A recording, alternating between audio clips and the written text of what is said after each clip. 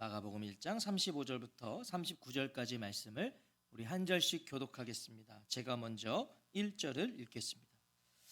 새벽 아직도 밝기 전에 예수께서 일어나 나가 한적한 곳으로 가사 거기서 기도하시더니 시몬과 및 그와 함께 있는 자들이 예수의 뒤를 따라가 만나서 이르되 모든 사람이 주를 찾나이다.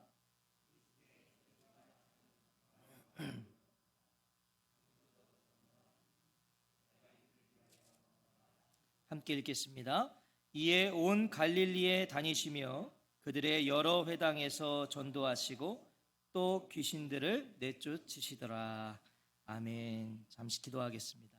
하나님, 오늘도 귀하고 복된 주일을 저희들에게 허락하셔서 이렇게 예배당에 나와 하나님께 예배할 수 있는 은혜를 주시니 참으로 감사합니다. 한 주간도 저희들의 고단한 육신을 이끌고 상한 심령을 가지고 주 앞에 왔사오니 이 시간 저희들이 다 이해할 수 없는 하나님의 은혜와 하나님의 만지심과 하나님의 함께하심을 허락하여 주시옵소서. 치유와 회복의 시간이 되게 하시고 무엇보다 살아계신 하나님을 만나게 되는 귀한 은혜가 있게 하여 주옵소서. 무능한 종을 주님 세우셨으니 이 시간 주님만 흥하시고 드러나시는 귀한 시간이 되게 하여 주옵소서. 감사드리며 예수님 귀하신 이름으로 기도하옵나이다. 아멘. 오늘은 그가 오신 이후 두 번째 시간입니다. 이를 위하여 왔노라. 이를 위하여 왔노라 하는 제목으로 하나님 말씀 듣겠습니다. 대강절 두 번째 주일입니다. 우리는 지난 주일부터 그가 오신 이유라는 주제를 가지고 예수님께서 오신 이유와 또 의미를 상고하고 있죠. 마가복음 1장에는요, 이 예수님의 하루 일과가 증언되고 있습니다. 하루 일과. 21절부터 31절을 보시면요, 이것은 예수님의 낮 스케줄이세요. 예수님의 하루 일과가 기록되고 있는데 1장 21절부터 31절까지는 예수님의 낮 스케줄이다. 21절에 보시면 예수께서 곧 안식일에 회당에 들어가 가르치시매라고 되어 있죠. 예수님은 어느 한 안식일에 회당에 들어가셔서 하나님 나라 복음을 가르치세요. 그리고 더러운 귀신 들린 사람을 고쳐주시죠. 그리고 29절을 보시면 회당에서 나오십니다. 그리고 시몬과 안드레의 집에 가셔서 유명한 사건 중에 하나인 베드로의 장모의 열병을 고쳐주시죠. 그리고 32절부터 34절까지는요, 예수님의 저녁 스케줄이 증언되고 있어요. 낮 스케줄 그리고 저녁 스케줄. 32절을 보세요. 저물어 해질 때에 모든 병자와 귀신 들린 자를 예수께 데려오니. 자, 28절이 그 이유를 가르쳐줘요. 왜 사람들이 해가 저물었음에도 많은 병자와 귀신 들린 자가 예수님을 찾아오고 데려오고 있는가? 28절에 보면 예수의 소문이 곧 온 갈릴리 사방에 퍼지더라. 지금 때는요, 저물어 해질 때입니다. 우리가 해지면 뭐 하죠? 해지면 쉬어야 돼요. 하루 종일 열심히 일하시고 퇴근하시면 집에 와서는 물론 할 일이 많지만 그래도 내 일과를 끝내고 쉬는 시간이 바로 저녁 때 아닌가요? 그런데 예수님의 소문을 들은 많은 병자와 귀신 들린 자들이 예수님을 찾아온 거예요. 예수님 쉬셔야 되는데. 지금 제 얘기를 들으면서 퇴근하면 쉬긴 뭘 쉬어요? 할 일이 태산이에요. 예수님도 그러셨다는 걸 그리고 위안 삼으십시오. 예수님도 그러셨어요. 예수님도. 33절에 보세요. 우린 아무것도 아니에요. 온 동네가 그 문 앞에 모였더라. 저녁에 예수님 쉬셔야 되는데 온 동네가 예수님 계신 그 베드로의 집 앞에 모였더라. 각자의 이유를 가진 무리들로 문전성시를 이루고 있는 거예요. 지금 34절은요, 예수님께서 찾아온 많은 사람 중에 각종 병이 든 사람들 고쳐주셨고 많은 귀신들을 내쫓으셨다고 증언합니다. 뭐예요? 정말 쉴 틈 없는 예수님의 스케줄이신 거예요. 해가 저물었음에도 계속 사역을 하셔야 되는 거예요, 예수님은. 그리고 이어지는 오늘 본문은요, 예수님의 새벽 스케줄이에요. 새벽 스케줄. 35절 말씀을 우리 다시 한번 읽어볼까요? 35절입니다. 시작. 새벽 아직도 밝기 전에 예수께서 일어나 나가 한적한 곳으로 가사 거기서 기도하시더니. 자, 분명 앞서 확인한 예수님의 하루 스케줄은 살인적입니다. 살인적이에요. 그런데 새벽 아직도 밝기 전에 예수께서 일어나. 어제 몇 시에 주무셨어요? 다들 일찍 주무셨어요? 축구 보신 분 있나? 자, 보세요. 분명 예수님은요, 전날 살인적 스케줄을 보내셨습니다. 그런데 새벽 아직도 밝기 전에 예수께서 일어나. 어둠이 채 가시기 전이에요. 아주 이른 새벽입니다. 예수님 일어나세요. 자, 분명 예수님은 완전한 인간의 몸으로 오셨어요. 이런 말씀 보면은 우리는 예수님이시니까 이렇게 생각할 수 있지만 완전한 인간의 몸으로 오셨어요. 성경은 그것을 고백하고 있죠. 마가복음 4장 38절에 보면 예수께서는 고물에서 베개를 베고 주무시더니 제자들이 깨우며 이르되, 뭐예요? 예수님은 제자들이 깨워야 할 만큼 주무시기도 하셨어요.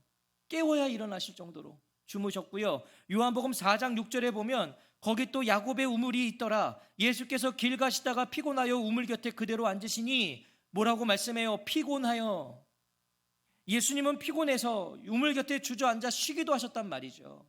예수님도 우리와 똑같은 육신을 입고 오신 거예요. 분명 새벽 아직도 밝기 전은요, 이걸 시간으로 따지면 이 시간이에요. 새벽 3시부터 6시 사이입니다. 새벽 3시부터 6시 사이. 자, 예수님에게도 이것은 피곤하고 더 쉬고 싶은 시간이었을 거예요. 여러분, 새벽 3시부터 6시면 우리 거의, 특히 새벽 3시, 4시 이때는 거의 혼수 상태 아닙니까, 우리가? 그때는 진짜 누가 깨우면 군대에서도요, 근무 속에 제일 싫은 시간이 이 시간이에요. 3시, 2시. 이때는요, 갔다 와서 자기도 그렇고 지금 그 시간인 거예요. 하지만 그럼에도 무거운 몸을 이끌고 예수님께서 일어나신 이유는 뭐예요? 한적한 곳으로 가사 거기서 기도하시더니. 자, 새벽 3시부터 6시 사이라면 그 시간은 집에서 기도하는 것도 힘들죠. 그 시간은 새벽 3시에 일어나서 집에서 기도하는 거 쉽지 않아요. 그런데 예수님은 기도하실 수 있는 한적한 곳으로 가세요. 또 그 시간에. 이 한적한 곳은요, 마가복음에만 나오는, 마가복음에 나오는데, 마가복음에서 5번 정도 나오는데 모두 사람이 거주하지 않는 장소인 광야를 의미합니다. 그러니까 한적한 곳은 광야예요. 사람이 없는 광야. 예수님은 아무도 없는 곳에서 기도하시려고 한 거죠. 지금 아무도 없는 곳에서. 자, 많은 경우 이 본문을 가지고 새벽 기도를 강조해요. 저도 그런 줄 알았어요, 이 본문 가지고. 자, 그런데 보세요. 그게 잘못된 해석이라고 말할 수는 없어요. 이 본문 가지고 새벽 기도를 강조하는 거. 자, 그런데 본문의 강조는요, 잘 보시면 새벽이라는 시간이 아니에요. 이 본문의 강조는 예수님께서 기도하셨다. 새벽은 예수님께서 기도하시기 위해 일어난 때인 거예요. 그때는 예수님이 기도하려고 일어난 때인 거지 새벽 기도가 중요한 게 아니에요. 새벽의 기간은 기도.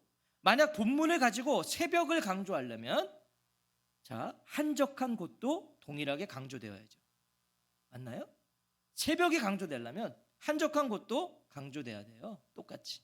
새벽 기도를 그럼 제대로 하려면 어떻게 됩니까? 아무도 없는 광야로 가셔야 됩니다. 새벽 기도 정말 제대로 하시려면 뒷산이라도 올라가셔야 돼요. 뒷산이라도. 중요한 건 새벽이라는 시간이 아니라 예수님께서 기도하시기 위해 그 시간에 일어나셨다는 거. 즉 예수님께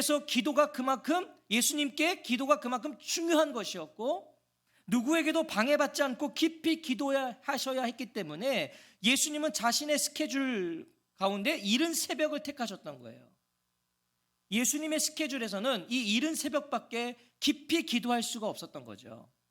살인적인 스케줄이니까. 육신의 한계 가운데서도 기도가 그만큼 중요하셨다는 거예요. 여기에 포인트가 있는 거죠. 예수님께 기도가 그만큼 중요한 것이었다. 그래서 잠을 쪼개서까지 예수님은 한적한 곳에 가서 기도하셨다. 새벽이든 낮이든 저녁이든 그곳이 어디든 기도를 확보하셔야 된다는 거예요. 확보하셔야 돼요, 기도를. 시간과 장소를 확보하시고 이 하나님을 만나는 시간을 구별하십시오. 왜요? 되게 단순해요. 예수님도 기도하셨다면 우리는 당연한 거죠. 아, 예수님도 기도하셨는데 우리는 당연한 거예요. 질문이 생겨요. 그럼 예수님은 그 이른 새벽에 아무도 없는 광야에 가셔서 뭘 기도하셨는가? 뭐 기도하셨을까요? 예수님이 아무도 없는 광야에 가셔서. 본문은 예수님의 기도 내용은 밝히지 않죠. 뭐 기도하셨는지는 몰라요. 자, 그런데 마가복음 14장 35절과 36절을 보면 예수님이 기도하신 내용이 나오고요. 우리는 그걸 통해서 예수님의 기도의 내용을 유추해 볼 수 있는 겁니다. 제가 읽어볼게요. 조금 나아가사 땅에 엎드려 될 수 있는 대로 이때가 자기에게서 지나가기를 구하여 이르시되 아빠 아버지여 아버지께는 모든 것이 가능하오니 이 잔을 내게서 옮기시옵소서. 그러나 나의 원대로 마시옵고 아버지의 원대로 하옵소서. 예수님 뭘 기도하셨습니까? 예수님의 기도는 하나님의 뜻을 구하는 것이었고 하나님의 뜻을 이루고자 하는 간구셨던 거예요. 그게 예수님의 기도셨어요. 하나님의 계획대로 사명을 완수할 수 있는 그 힘을 구하는 시간이었다는 거예요. 힘을 구하는 시간. 제가 설교 준비하면서 그냥 슬쩍 생각해 봤어요. 예수님이 새벽 3시라고 합시다.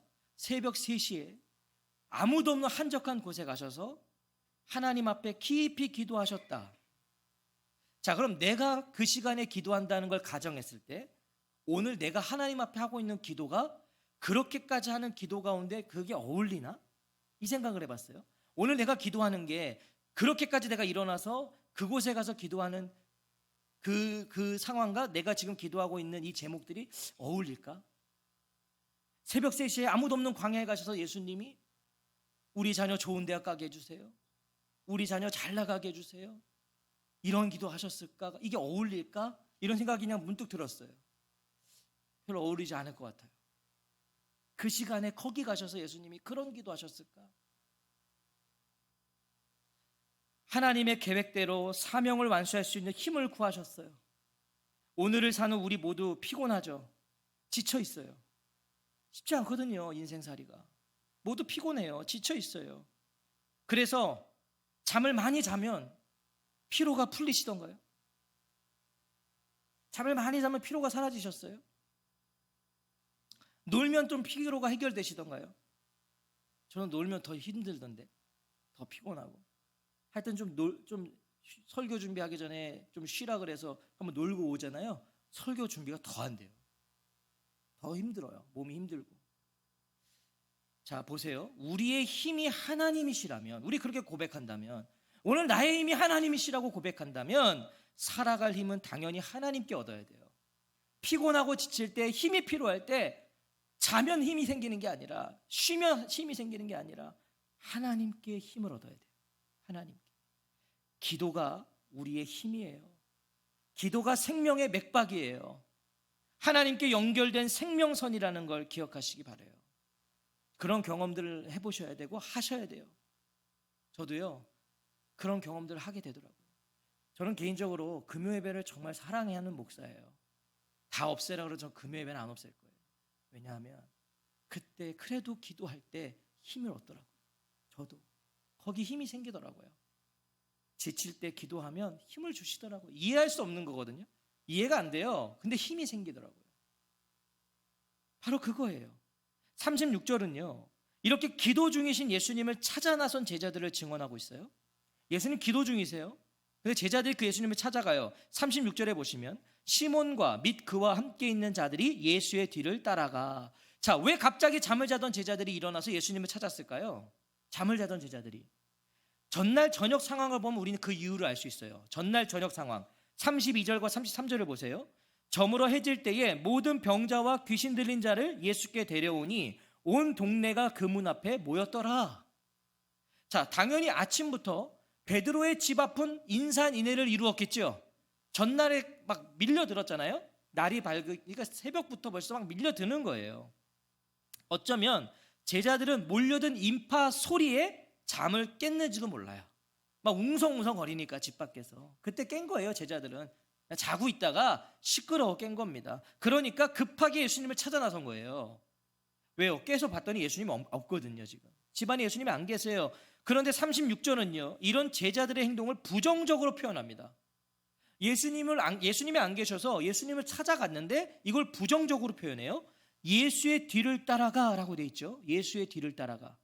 이것은 이런 의미입니다. 기어코 쫓아가다 추격하여 따라붙다. 상대방의 의지와 무관하게 기어코 따라붙어 성가시게 하다. 그러니까 매우 부정적 의미예요. 예수님을 성가시게 했다는 거예요. 예수님의 의지와 상관없이 따라붙어서 성가시게 했다. 이렇게 표현하고 있어요. 아니, 제자들이 예수님 찾아 나선 것이 그렇게 잘못된 건가요? 저는 아무리 봐도 이게 잘못됐다고 여기지 않아요.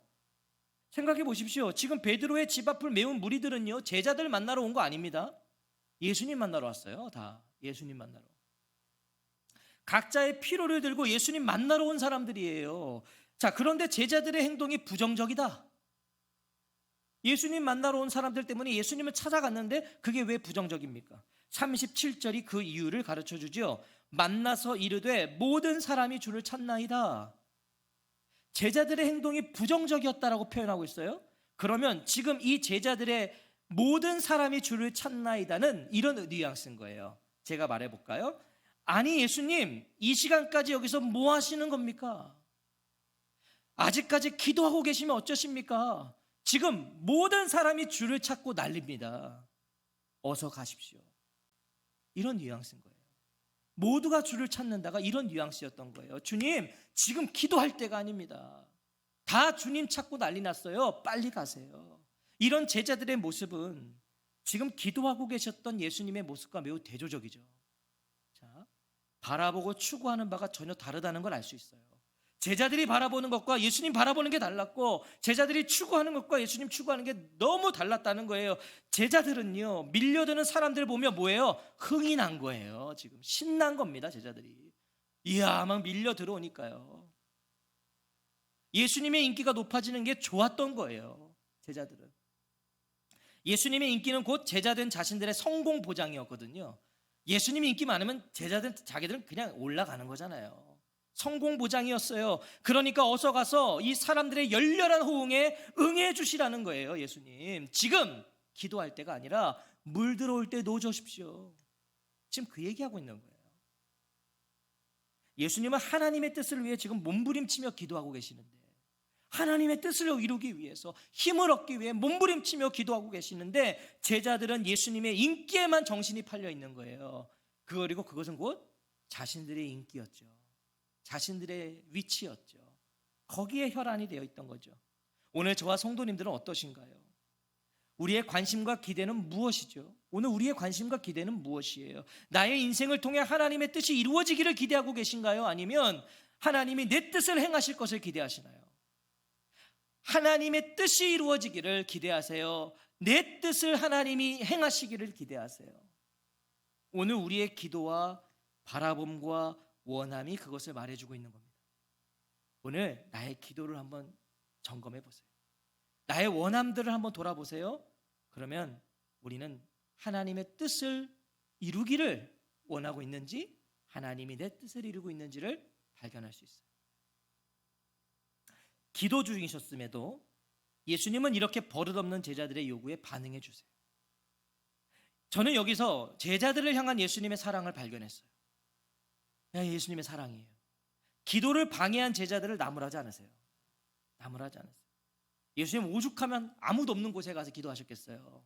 근데 거기까지 찾아왔어요. 지금 찾아와서 방해를 했다고요. 그러자 나무라지 않으세요. 잘못된 욕망에서 나온 제자들의 그 요청이었음을 예수님 아셨음에도 예수님은 기도를 마치시면서까지 반응해 주셨다고요. 이것은 예수님께 제자들은 아버지와의 시간만큼 소중한 존재였다는 걸 말해주는 거 아닌가요? 기도는 아버지, 하나님, 지금 예수님이 아버지와 만남의 시간이었거든요. 근데 이거를 중단할 만큼 예수님께 제자들은 소중한 사람들이었어요. 기도를 중단하실 만큼 소중했어요. 예수님께는 제자들도 사랑받고 구원받아야 될 영혼이었다는 거예요. 예수님께는. 예수님이 제자들에게 타이르듯이 이렇게 말씀하세요. 38절 같이 읽을까요? 시작. 이르시되 우리가 다른 가까운 마을들로 가자. 거기서도 전도하리니 내가 이를 위하여 왔노라 하시고, 예수님은 제자들이 원하던 가버나움에서의 인기를 거절하십니다. 자, 제자들이 물 들어올 때 노저라고 한 거예요. 인기가 이제 폭발할 때 아예 정점을 찍자는 거예요. 그런데 예수님 그걸 거절하세요.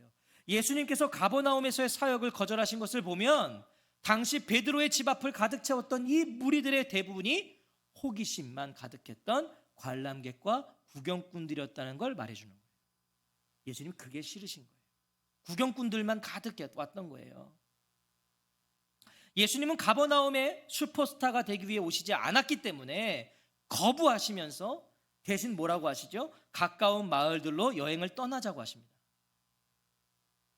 여기서 마을은요, 큰 규모의 도시가 아니에요. 여기에서 이 마을은요, 작은 촌락들을 의미합니다. 예수님 다 의미가 있는 거예요. 작은 촌락들로 가자. 뭐겠습니까? 예수님은 소외된 사람들이 거주하고 있는 그 작은 촌락 하나하나를 소홀히 여기지 않으셨다는 거예요. 관심을 두셨어요. 예수님은요, 낮은 곳에 더 관심이 많으셨던 것 같아요. 성경을 아무리 봐도요, 낮은 자들에게, 어려운 자들에게, 가난한 자들에게 예수님은 더 마음을 쏟으셨어요. 우리도 그렇잖아요. 우리도 몸이 아픈 자녀에게 더 가는 거잖아요. 마음이 똑같은 거예요. 낮은 곳에 임하셨잖아요. 뭐라고 말씀하세요? 거기서도 전도하리니 내가 이를 위하여 왔노라. 예수님이 가자고 하신 이유예요. 이게 이유였어요. 여기서 전도는요, 더 정확한 의미는, 우리가 흔히 전도하면 우린 나가야죠. 전도 이러면은 우리 흔히 이거 이제 생각하거든요. 전도. 그게 아니에요. 여기서 전도의 더 정확한 의미는 말씀 선포입니다. 설교예요. 말씀 선포. 거기에서도 내가 말씀을 선포해야 하겠다, 이 말씀하시는 거예요. 거기에도 내가 말씀을 선포해야 되겠다. 예수님이 사역 가운데 어디에 무게를 두고 계셨는지를 가르쳐주는 부분이죠. 예수님의 사역 가운데 가장 큰 무게는 설교였어요. 말씀 선포. 예수님의 주된 사명은 말씀을 선포하시는 것이었죠. 치유와 이적은 그럼 뭐예요? 부차적인 거예요. 치유와 이적은 주가 아니었어요. 예수님의 사역에 두 번째였어요. 두 번째. 그런데 가버나움의 수많은 사람들은요, 예수님을 단순히 기적을 행하는 분으로 여겼던 것이고요, 제자들은 예수님께 그것을 통해 인기를 누리시라고 요구했던 거예요. 그게 중요한 게 아닌데, 예수님은 분명하게 말씀하세요. 내가 이를 위하여 왔노라. 예수님이 지금 왔노라라고 하셨어요. 자, 왔노라고 하셨다는 건 뭐죠? 자신의 출처가 있다는 거죠. 출처가 있다는 게 암시되는 거잖아요. 내가 왔노라. 출처가 있다. 예수님 어디로부터 오셨다고 말씀하시죠? 우리가 복음서에 보면 요한복음 6장 38절과 39절에 내가 하늘에서 내려온 것은 내 뜻을 행하려 함이 아니요 나를 보내신 이의 뜻을 행하려 함이니라. 나를 보내신 이의 뜻은 내게 주신 자 중에 내가 하나도 잃어버리지 아니하고 마지막 날에 다시 살리는 이것이니라. 또 요한복음 8장 42절에 예수께서 이르시되 하나님이 너희 아버지였으면 너희가 나를 사랑하였으리니 이는 내가 하나님께로부터 나와서 왔음이라. 나는 스스로 온 것이 아니요 아버지께서 나를 보내신 것이니라. 자, 내가 이를 위하여 왔노라. 어디로부터 오셨다는 거예요? 하나님께로부터 왔다. 이를 위하여. 예수님은 생애 가운데 자신이 누구에게로부터 왔는지를 놓치지 않으셨다는 거예요. 여러분, 이거 굉장히 중요합니다. 우리가 어디로부터 왔는가, 누구에게로부터 왔는가는 굉장히 중요한 거예요. 여기에 우리의 정체성이 있는 거예요. 여기에 내가 이를 위하여 하나님으로부터 왔노라 말씀하시는 거죠. 그러면 이를 위하여는 곧 뭐예요? 이를 위하여. 이를 위하여 하나님께로부터 왔다고 하셨다면 이를 위하여는 곧 뭐겠습니까? 하나님의 사명입니다. 하나님의 사명을 가지고 오셨다는 거죠. 예수님이 오신 목적은 하나님의 사명이에요. 하나님의 사명은 뭐예요? 하나님 나라 복음을 선포하는 거예요. 말씀을 선포하는 거예요. 그리고 회개하고 복음을 믿도록 하는 것이에요. 예수님 그 일을 하신 거예요. 회개하라, 천국이 가까웠느니라. 하나님 나라가 가까이 왔으니 회개하고 복음을 믿어라. 이게 예수님의 설교였다고요.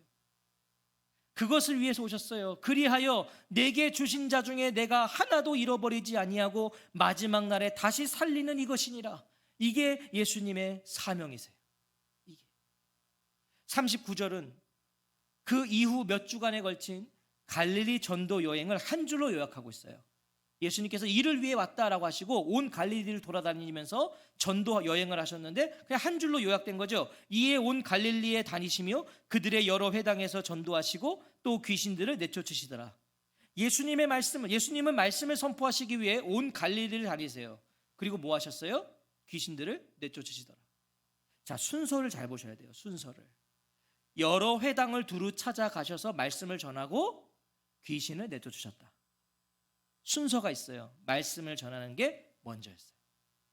그리고 그 이후에 귀신을 내쫓으셨어요. 귀신을 내쫓으신 것은 주의 말씀이 선포된 후에 일어난 일이에요. 말씀이 선포된 후에 일어난 일.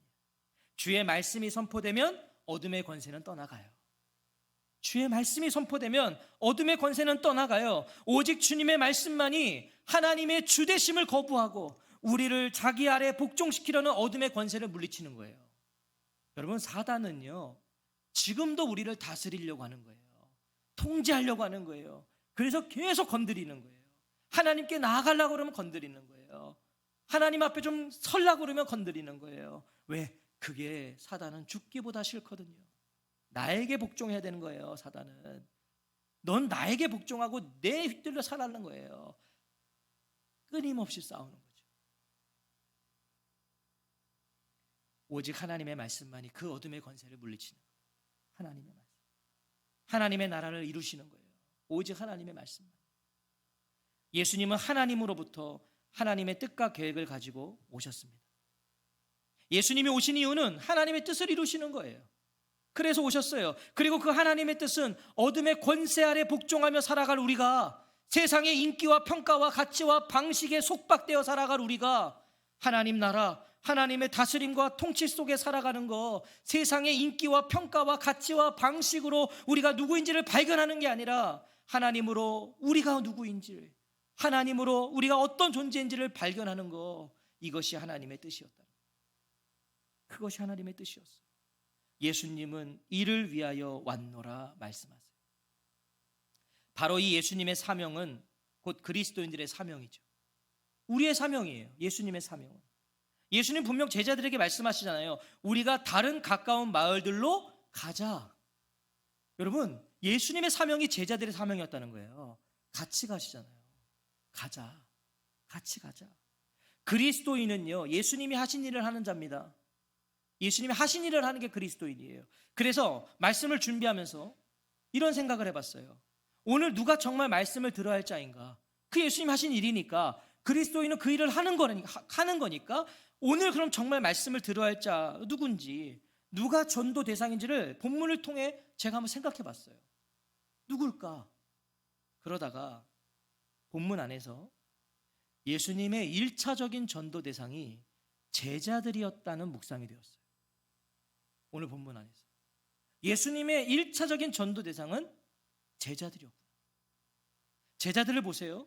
제자는 말 그대로 예수님 배우고 예수님 뒤를 따르는 자들이 제자죠. 그게 제자예요. 제자의 정의예요. 예수님을 따라가는 사람들, 예수님을 앞서는 게 아니라 따라가는 사람들.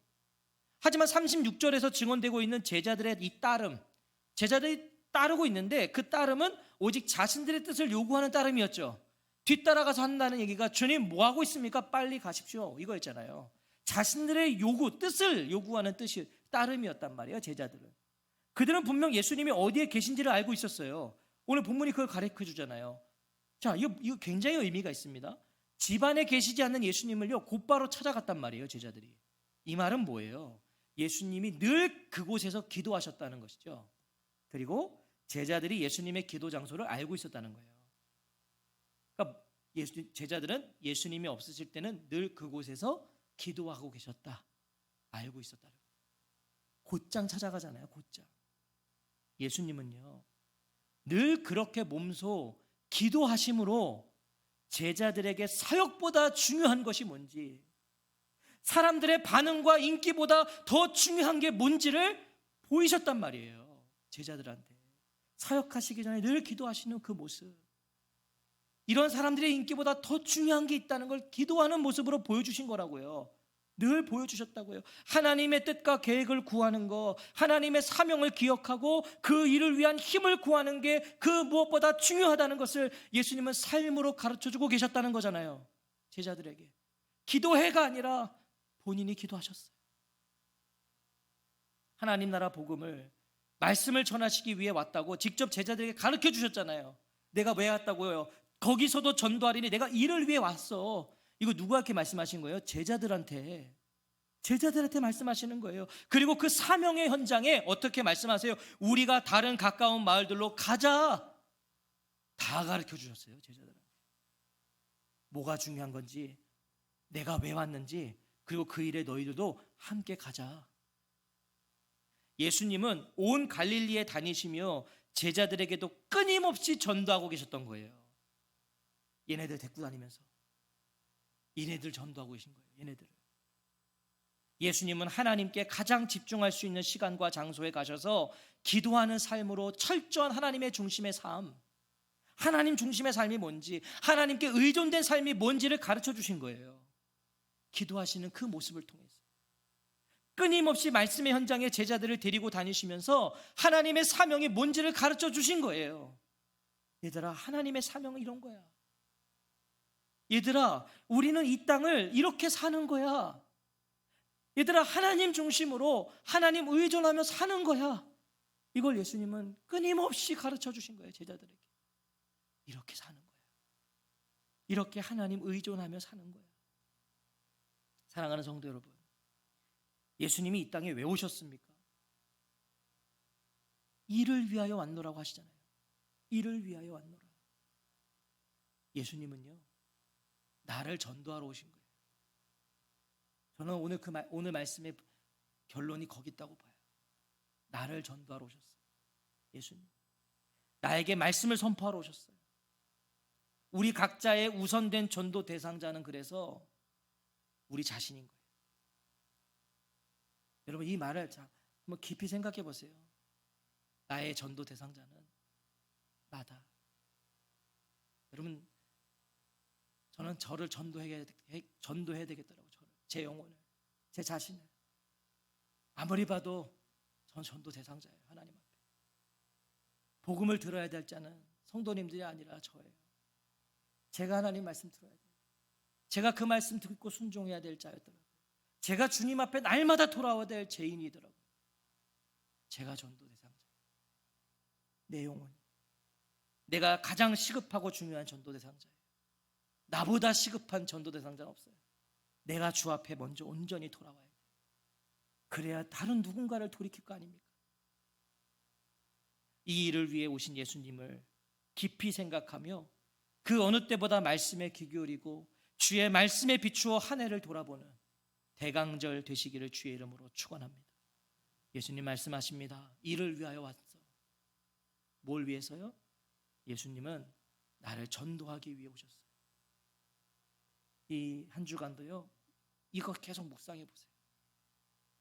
내가 전도 대상자고, 삶의 순간순간마다 내가 전도 대상자고, 내가 먼저 전도받아야 되겠구나. 그러므로 우리가 우리 영혼을 전도하십시다. 나를 내가 전도하세요.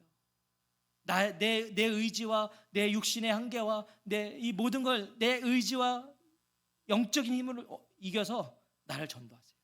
말씀의 자리에서 나에게 말씀을 듣게 하세요. 내가 살아나면 그 이후에 내 옆에 있는 자들이 살아나고 내 가족이 살아나고 교회가 살아나는 거예요. 기억하십시오. 내가 전도 대상자. 주님은 나를 전도하러 오셨습니다. 대강절 기간에 그 주님 더 깊이 만나시기를 다시 한번 주의 이름으로 축복합니다. 아멘. 기도하겠습니다.